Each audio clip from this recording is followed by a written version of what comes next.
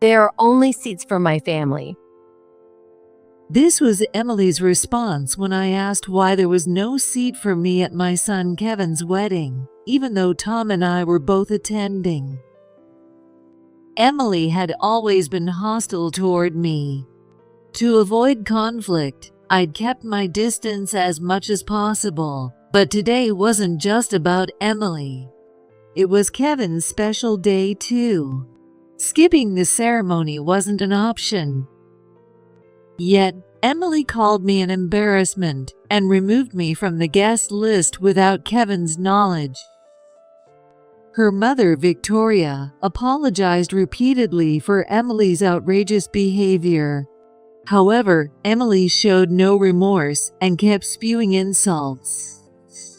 When I was too stunned to respond, Emily refused to let me attend the ceremony. It would embarrass Tom and Kevin. Please don't attend. I see. Got it. I was too shocked to even be angry, and Tom agreed with Emily's words, then walked away. As I followed and tried to calm Tom down, Kevin, unaware of the situation, approached us. Seeing Tom's anger, Kevin looked confused, so I explained what had happened. Shocked, Kevin quickly asked the staff to arrange a seat for me, but Emily stopped them. An argument, completely out of place for a wedding, broke out. I told Kevin to respect Emily's wishes, and I withdrew from attending the ceremony. Tom, furious at Emily's behavior, decided not to attend either. I no longer feel like celebrating your marriage to Kevin. Emily seemed to want Tom to attend, but he ordered a taxi instead. Both Tom and I had been ready to accept whoever Kevin chose to marry. But there was nothing we could do if she refused to accept us. Listening to Tom grumble about Emily in the taxi home, I resolved to cut ties with her completely. Maybe it's time to stop offering any support too. My name's Susan, and I'm 54. Ever since my son, Kevin, who's turning 30 this year, moved out 5 years ago, I've been living with my husband, Tom, who's a year older than me. After having Kevin, I became a stay-at-home mom. Once Kevin grew up and became more independent, I found myself with a lot of free time. I thought about getting a part-time job and mentioned it to Tom. Now that you've got some time, why not spend it doing what you love? Since he encouraged me, I've been enjoying my hobby of sewing in between housework. The lunch bags for Tom and Kevin are all handmade by me. I've even started making neckties and handkerchiefs, but rather than minding it, kind-hearted Tom and Kevin are so supportive. They even ask for specific designs for the next ones. On top of that, I've heard Tom's co-workers and team members have given positive feedback, which makes me really happy. Kevin runs his own business, and when he first started the company, I made handmade tote bags as promotional items. That's become a way for me to express myself, and I'm enjoying every bit of it. One day, while I was enjoying my usual routine, Kevin shared some exciting news. He told us he had found someone he wanted to marry. She worked as an administrative assistant at Kevin's company, and he described her as a very dependable woman. For someone as kind and easygoing as Kevin, she might be the perfect match. A few days later, Kevin brought her over to meet us. Nice to meet you. I'm Emily. I'm looking forward to getting to know you. Emily smiled warmly as she introduced herself. Kevin is so kind that he can be a bit unreliable sometimes, but I'd appreciate it if you could support him. Tom, likely trying to be modest, mentioned Kevin's unreliability. There were times I worried about Kevin seeming unreliable, but I never truly thought he was. After all, if he were genuinely unreliable, he wouldn't be able to run a company. Yet Emily chuckled softly and said, It's okay, I'm pretty dependable. I actually find Kevin's unreliable side kind of cute. I was a bit surprised since I expected her to deny it, even a little.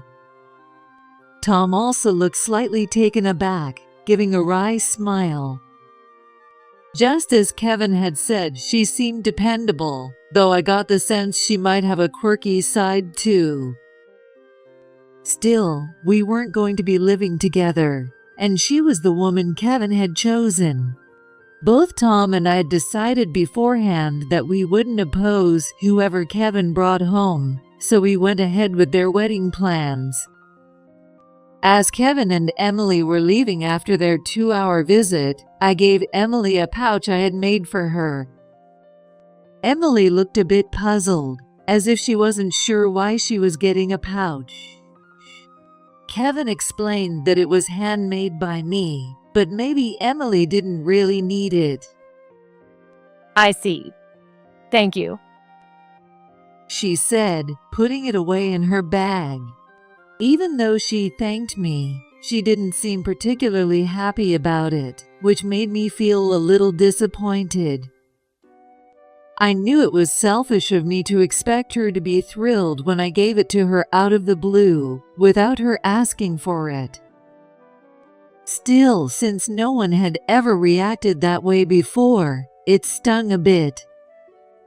I decided to learn from this and ask people if they wanted something before giving it to them next time.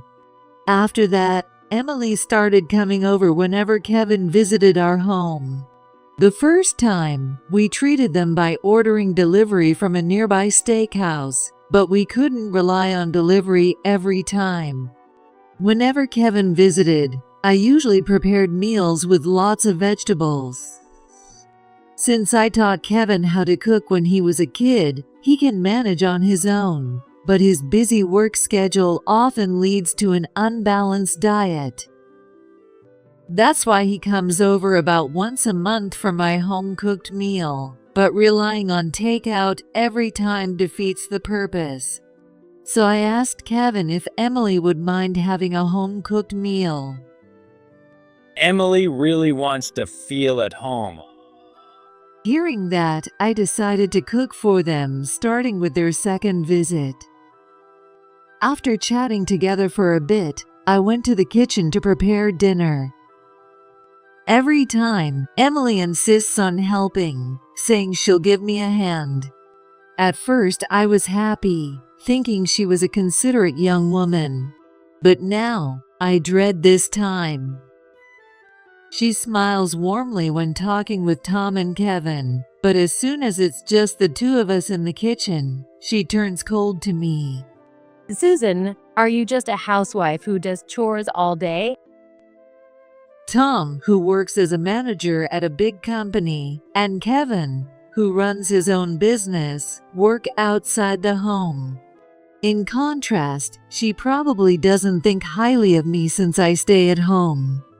Emily's parents divorced when she was young, and she grew up watching her mother struggle. Because of that, she believes women should be self-reliant and not depend on men. I feel for her and understand she had a tough time, but it's hard when she seems to disapprove of me being a homemaker. You're still in your 50s, right, Susan? Maybe you should consider working now. Emily probably thought she was giving me advice, but it felt like unnecessary interference. Just because her mother worked and struggled doesn't mean I should experience the same hardships. If I were truly ignorant of the world and lacked common sense, her comments might be justified. But I worked until I had Kevin, and I've also stayed socially active through school events and community engagements. It doesn't feel good to be belittled just because I don't have a job outside the home. Even if she's marrying Kevin and joining our family, I wish she'd show a bit more sensitivity. I don't want to speak ill of the woman Kevin chose, but I'm worried I won't be able to build a good mother-in-law and daughter-in-law relationship with Emily. Since then, Emily has repeatedly told me to get a job. When are you going to stop being a freeloader? Come on, let's get to work. I'm not a freeloader. Oh, you're going to say being a homemaker is a real job, right? That's just an excuse. I tried to argue back, but Emily cut me off. It's one thing if you're raising kids, but Kevin is independent now. You can work, can't you? Stop making excuses and leave the freeloader life behind. She kept talking so fast that I couldn't even get a word in. She even mocked the pouch I gave her, calling it something a housewife made just to kill time. I couldn't just throw it away, so I gave it to my coworker. Please don't give me anything again. I had no intention of giving something to someone who didn't want it, and if she gave it to her coworker, that was fine. But I couldn't understand why she felt the need to tell me that to my face. I talked to Tom about it, but we couldn't come up with a way to improve the situation. If I were being a difficult mother-in-law, I could simply stop. But I wasn't. It felt more like I was being mistreated as a mother-in-law. One day, while Tom and I were both troubled over this, Emily came over with Kevin as usual and started praising Tom. I read that only a little over 5% of employees at big companies become managers. That's amazing. Apparently, she looked it up. I respect Kevin for running his own business, but Susan is just. For the first time, Emily showed her true attitude in front of Tom and Kevin, not just me. Her face showed a hint of regret, but it was too late. Tom and Kevin had already heard everything. What did you say about Mom? Kevin immediately asked. Emily reluctantly admitted that she disapproved of me not working. Tom quickly spoke up. Susan stays home because I asked her to. Please don't speak badly of her. I respect that your mom works, but every family has their own way of doing things. I want Emily and me to build a home that reflects who we are. Hearing Kevin talk about their future home, Emily pouted but seemed to understand. But it was only for the moment. Later, when I went to the kitchen to prepare dinner, Emily followed me. As soon as we were alone, she yelled. Guiding me into confessing like that was so manipulative. Are you trying to bully me as a mother-in-law? I hadn't said a word back then. Emily had simply gone overboard in her attempt to praise Tom and Kevin and ended up exposing herself. I'm offering to support Kevin, who you think is unreliable. So you should just go along with what I say. Emily pushed her unreasonable demands on me. Even though she was angry, she kept her voice low enough that Tom and Kevin in the living room wouldn't hear. Despite being scolded by them just moments before, she showed no remorse and instead lashed out at me. I realized there was no point in trying anymore and gave up on building a good relationship with her. I'll just treat her as an outsider, even if she's my daughter-in-law, and keep things distant. I decided on this approach and told Kevin I wouldn't be getting too close to Emily. He understood and promised not to bring Emily to our home anymore. Maybe this could be seen as me being a difficult mother-in-law, but Tom assured me there was no need to force a relationship that wasn't working. A while later, the wedding invitation for Kevin and Emily arrived. We'd heard in advance that they planned to have the ceremony at a large wedding venue. Since Kevin runs a company that sells tableware used by the British royal family, he has business dealings with companies and restaurants of all sizes.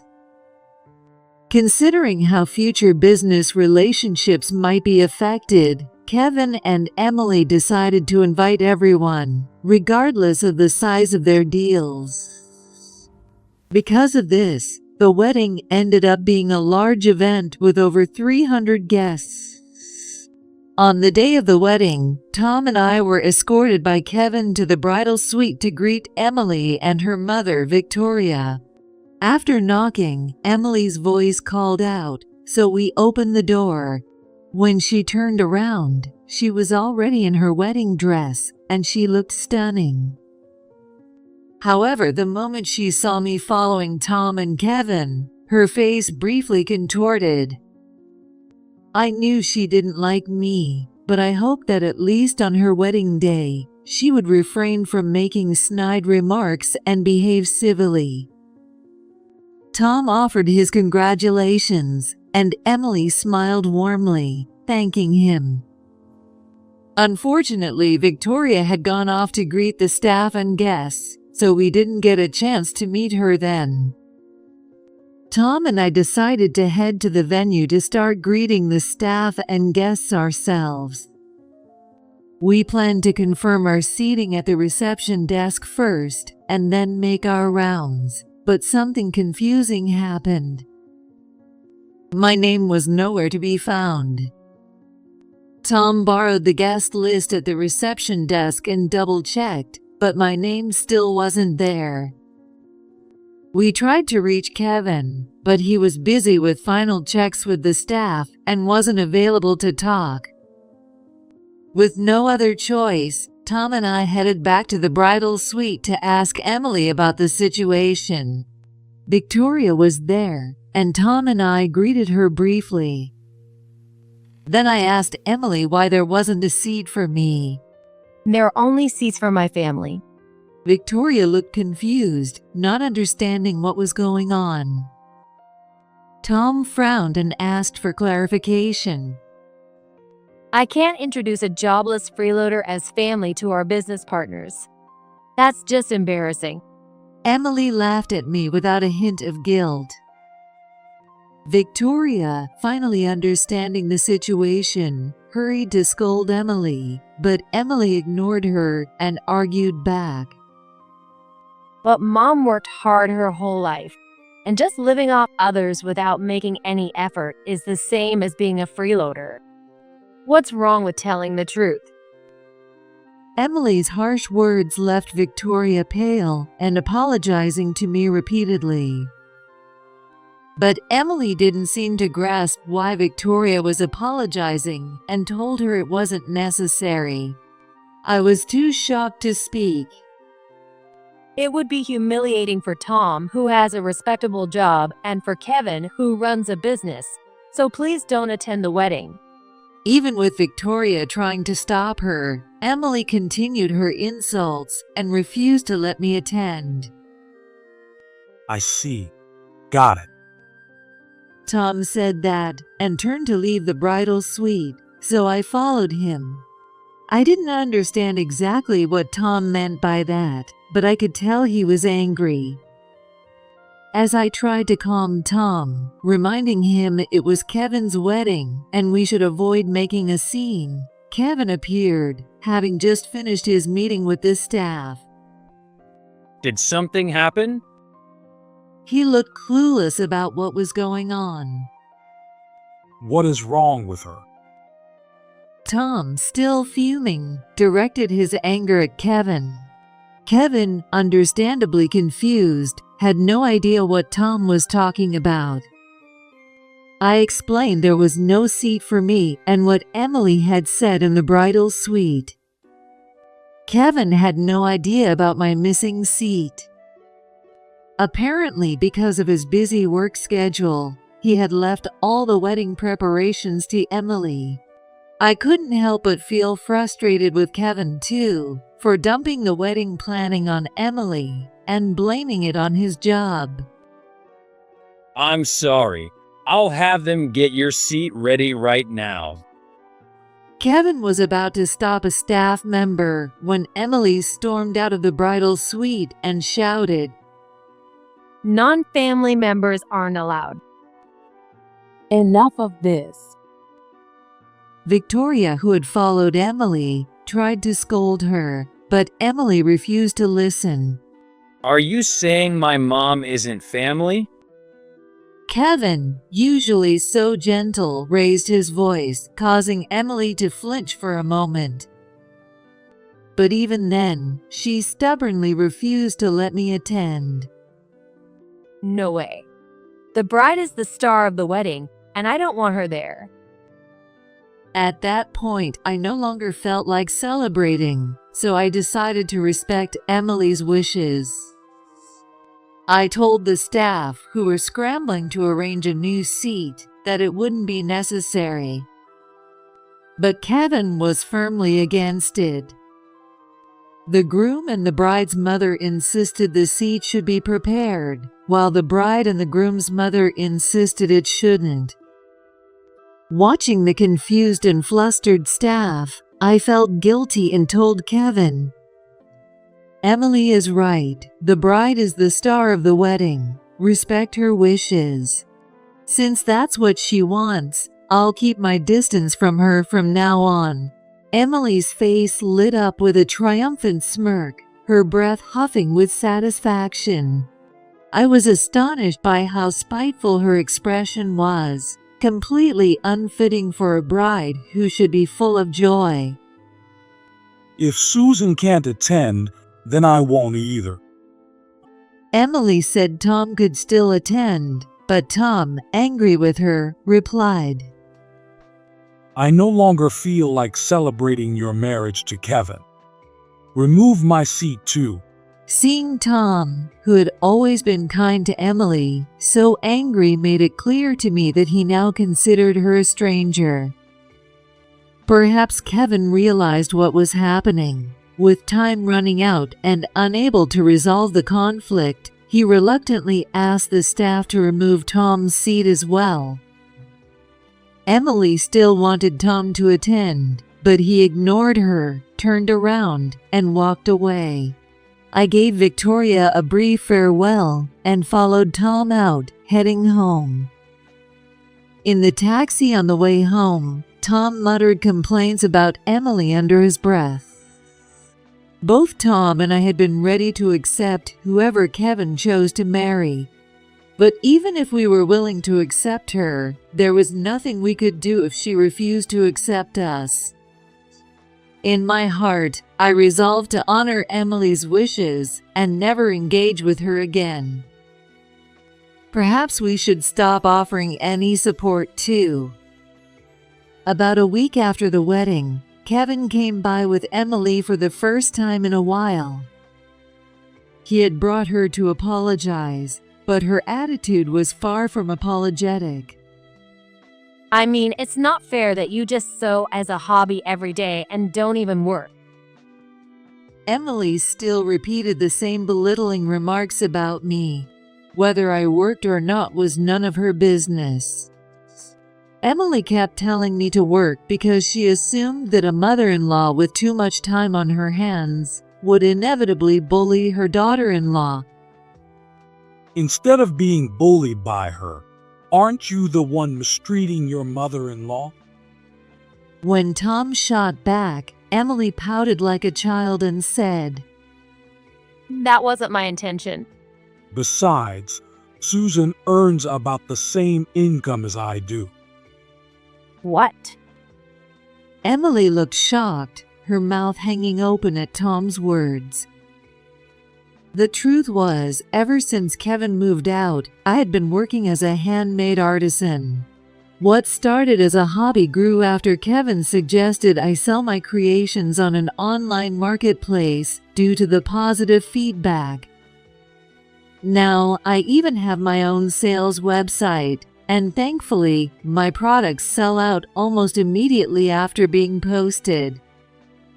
I also share videos of my work process online, which brings in additional income. During the end-of-year season, when sales for children's school bag sets peak, I sometimes earn more than Tom does in a month. I didn't know. Emily's face turned pale, but Kevin insisted he had explained it multiple times.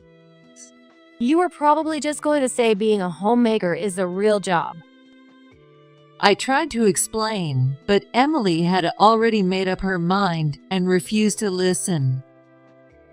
Don't they tell you at work to listen to people until they're done talking?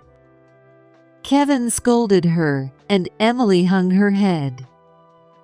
For the first time, I saw Kevin as the competent business owner he was, not the overly gentle son I'd worried about. I felt relieved knowing he wouldn't just let Emily boss him around. At the same time, I realized he no longer needed my support. On my sales website and videos, I had been promoting Kevin's company's products by sharing links and giving them exposure. Some of my followers even told me they bought his products because he was my son. But after what happened at the wedding, I removed the links. I thought there might be a slight impact on Kevin's company's sales, but it seems there's no need to worry. I was confident Kevin could manage his business just fine without my followers' support. It looks like he'll be okay even without referrals from my site. Even though your products are in a completely different category, I really appreciated the exposure. When I murmured this, Kevin thanked me. Beside him, Emily's face was still pale. Emily worked as Kevin's company's administrative assistant and was also in charge of managing the website. While specialized tasks were outsourced to professionals, both Kevin and Emily communicated with those contractors. The contractors had mentioned that most individual online orders came from a certain handmade artisan's website. Emily clearly never imagined that website was mine. For Kevin's business, which mainly dealt with companies and restaurants, the sales from individual orders were probably small. Still, those orders were important for spreading word of mouth and building a reputation. Even knowing they had lost one of those sales channels, Emily showed no intention of apologizing or changing her attitude. Don't act so high and mighty just because you make a little money. She spat those words out and stormed out of our house. I asked Kevin, who wasn't trying to go after Emily, "Aren't you going to follow her?" Just leave her be. Kevin gave a wry smile, clearly having his own thoughts. If I chase after her now, it'll just inflate her ego. Then Kevin explained what had happened at the wedding.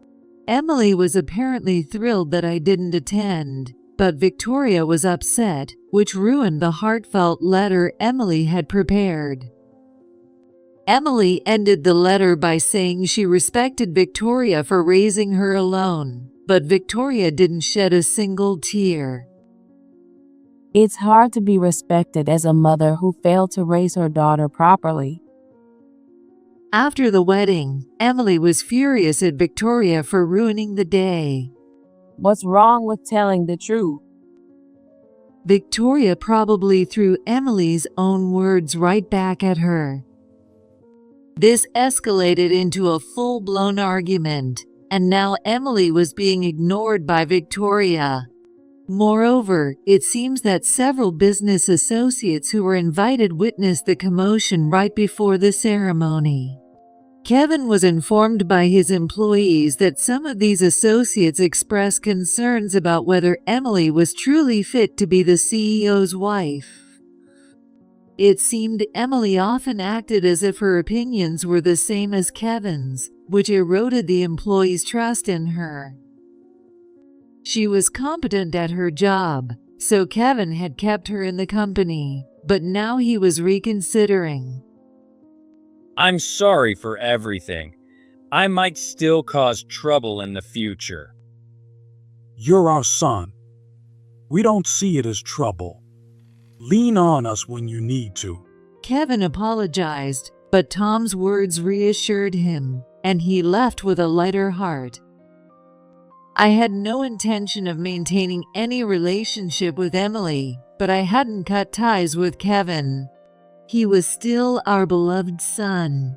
Tom and I were determined to help Kevin as much as we could whenever he needed it. 2 months later, Emily suddenly showed up at our house alone. She declared that I wasn't family and refused to let me attend the wedding, yet here she is. I was stunned by her nerve. Still, since she was technically our daughter-in-law, I couldn't just ignore her, so I let her in. What brings you here today? I deliberately spoke in a formal tone, but Emily didn't seem to care. Could you say that Tom and Susan missed the wedding because something urgent came up? Out of the blue, Emily asked me to lie. Apparently, some of Kevin's business partners were suggesting canceling or reducing contracts, and sales were declining. But realistically, there's rarely an urgent matter more important than a son's wedding. Maybe if a close family member had passed away, but in that case, the wedding would have been postponed or canceled. No one would believe such a lie. Yet I couldn't understand why she was asking us to lie for her. If this continues, it could disrupt our lives. Emily pleaded desperately, but Kevin's company was supposed to be doing well. Kevin himself was confident that he didn't need referrals from my website, and there was no reason their livelihood should be affected. As I wondered about Emily's behavior, Kevin suddenly rushed into the living room, clearly flustered. He had a key to our house but always rang the doorbell after moving out. I was surprised to see him come in so urgently. "What's going on?" I asked, and Kevin glared at Emily, shouting, Embezzling company funds is completely unacceptable. "Embezzlement." Hearing such an alarming word left me deeply shaken. I had thought Emily was a strong-willed, disrespectful daughter-in-law, but I never imagined she'd embezzle money. Considering she always called me a freeloading parasite for not working, I thought she'd have a strong sense of financial responsibility. If she understands how hard it is to earn money, how could she embezzle? I was on the verge of panic, but I knew I needed to stay calm to handle this situation. "Let's just calm down and talk this through." My heart was pounding, but I did my best to maintain composure. I sat Kevin down on the living room sofa and made him some chamomile tea, known for its calming effects. He took a sip and let out a deep breath, as if trying to release his anger. Then he confronted Emily. Why did you use company funds without my permission? I thought maybe Kevin was exaggerating in his anger, but it seemed Emily had indeed embezzled the money. The company's money belongs to the CEO, right? So as the CEO's wife, I can use it too. Emily spouted her absurd logic, showing no sign of remorse. Company funds belong to the company, not the CEO. I thought this was common knowledge. For a moment, I wondered if I was the one with the wrong idea, but I wasn't. According to Kevin, company funds are the property of the corporation, not the CEO's personal assets, so using them for personal purposes is illegal. It's also a serious crime that doesn't just result in a fine.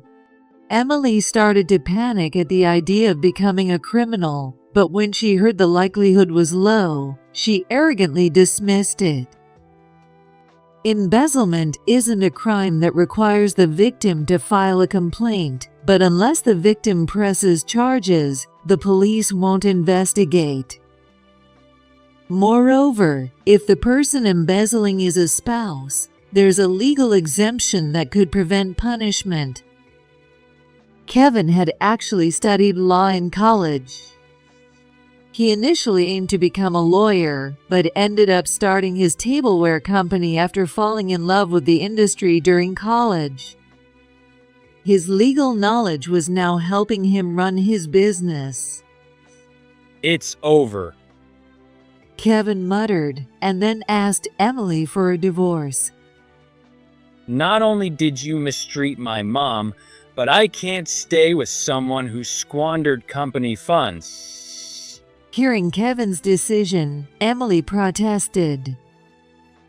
That's so unfair. I didn't know. It's possible that Emily didn't know company funds couldn't be freely used by the CEO. However, using the money behind Kevin's back meant she spent it on something she couldn't tell him about. Curious, I asked what she had spent it on, and Emily snapped at me. That's none of your business, Susan. It might not be Mom's business, but it is mine. What did you use the money for? When Kevin asked, Emily clammed up. But the moment Kevin mentioned involving a lawyer, Emily panicked and confessed. I used it to buy pop stars' merchandise.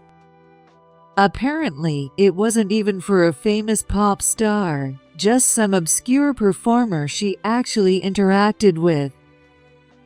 Emily insisted it wasn't cheating since she only spent money on him, but having personal interactions made it hard to argue otherwise.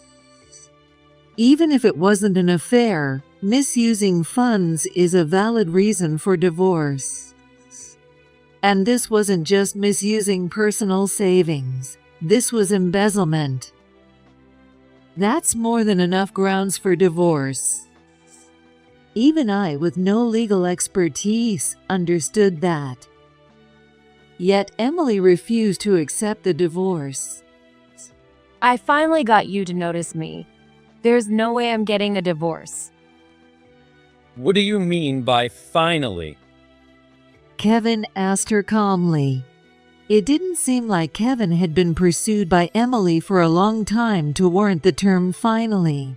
She started approaching him shortly after joining the company, and they began dating under the condition of keeping it secret from the employees. Kevin had hoped that, since Emily was competent, she would help support the company in the future. Besides, I always thought someone as dependable as you was exactly what I needed because I'm so unreliable. Kevin's self-esteem had suffered because Tom and I often said he was too soft-hearted and unreliable. That was our fault as parents. We only wanted him to be stronger, but now we regretted it deeply. But this wasn't the time for regret or apologies. There would be time later for reflection, apologies, and honest conversations. Right now, the priority was to find out what Emily meant by finally. Was the one who finally paid attention to you not Kevin, but that pop star? I asked, and Emily snapped back in anger. What's wrong with spending money on the pop star? I didn't object to her spending money on pop stars, but if that led to personal interactions, it was a different story. I didn't know if it had progressed to the point of cheating, and there was no proof. But one thing was clear. So you admit that you married Kevin not because you liked him, But for his money? That's right. He's just a boring nice guy, and I did him a favor by marrying him. He should be grateful. Emily openly admitted she had seen Kevin as nothing more than a source of money. Moreover, she had the audacity to say, "I did him a favor by marrying him," as if she were above us. Honestly, we should have been the ones saying, "We did you a favor by accepting you as a daughter-in-law." I couldn't believe she could say such a thing with a straight face. The issue wasn't that Emily came from a single-parent household, it was her attitude. We hadn't objected to her as Kevin's choice, but now I regretted that decision. Despite insisting she would never agree to a divorce, Emily fell silent when Kevin mentioned his friends who were lawyers. Many of Kevin's college friends had gone on to become attorneys. Some likely worked at law firms specializing in divorce. If you don't agree to our divorce, I can hire a top lawyer and take this to court. That was the breaking point. Emily finally agreed to the divorce. Kevin immediately downloaded and printed the divorce papers from our home computer and asked Emily to sign them. Can't we try again? Emily tried to plead with him, looking up at him sweetly, but Kevin firmly refused. This was the consequence of treating Kevin and his company like an ATM. Emily treated people who didn't earn money like they were worthless, yet she was the one leeching off others' earnings. You could say she got exactly what she deserved. As Kevin handed her the signed divorce papers and pushed her out of our home, he declared, I'm staying at my parents' place for a week. Move out during that time. I didn't know what would happen to Emily, who had also lost contact with her mother, but I doubted she would end up on the streets. The amount Emily had embezzled from Kevin's company was about $50,000. Judging by precedent, that should result in about 2 years in prison. After Kevin's company pressed charges, Emily went to trial and received a 2-year prison sentence. Currently, she is also in the middle of a civil suit with Kevin's company over damages. Kevin's company is gradually regaining its business partners now that Emily is gone. Apparently, Emily used to flaunt her future status as the CEO's wife and treated clients and employees with arrogance. Now, thanks to Kevin and the remaining employees showing sincerity, trust is being restored. Kevin has also reflected on his poor judgment of character and now considers others' opinions more carefully.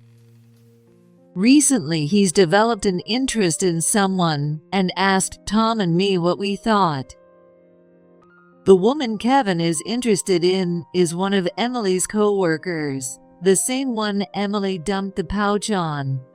I don't know if it's a good idea for the CEO to date someone from his company. Tom was concerned, but I was supportive. As long as you can judge a person's character, it doesn't matter whether she's an employee or someone outside the company. I understood Tom's worries, but we couldn't forget that our constant remarks about Kevin being too soft-hearted had hurt his self-esteem. Kevin is kind, but his decision to divorce Emily showed he has the determination to protect his employees as a CEO. He is old enough. No matter how much time passes, Kevin will always be our child, but we've learned that we need to keep our interference to a minimum. We cannot allow our interference to make our precious son unhappy. I still enjoy my sewing hobby and continue to make my profit from it. Tom has been promoted to department head and heads off to work with even more enthusiasm. As a family, we respect each other's individuality and live peaceful, fulfilling lives each day.